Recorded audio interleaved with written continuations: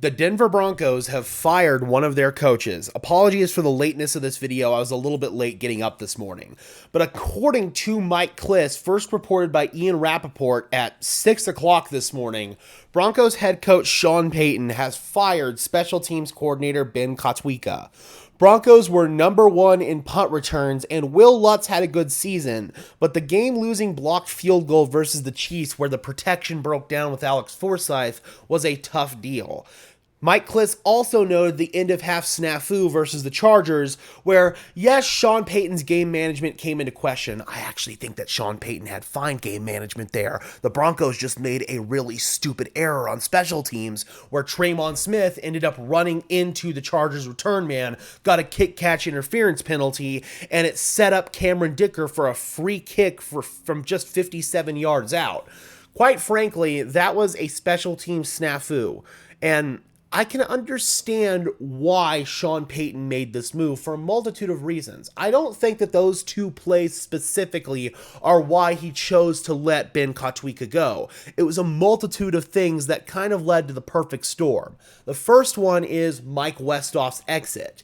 Westhoff had to exit the season midway through the year, actually right after that Chiefs game, so he is partially to blame as well for that Chiefs loss. And you could tell when watching the sidelines at the games and when looking at training camp when they were doing special teams drills, Mike Westhoff was the leader of the clubhouse in that department. He was running all of those drills. He was the Broncos special teams coordinator, even though Ben Kotwica held the title by name. I gotta be honest, I'm not exactly sure what Kotwica was doing out there when Mike Westhoff was running the show. He then was thrust into the role of taking things over full time once Westhoff had to step away for health reasons, and I gotta be honest, I don't think that Sean Payton and Ben Kotwica had the best working relationship. They had never worked together before, and there were probably some philosophical differences that ultimately contributed to this move. But I think there's an even bigger reason why they elected to move on from Ben Kotwica, despite the Broncos having overall good special teams play, and that is Darren Rizzi.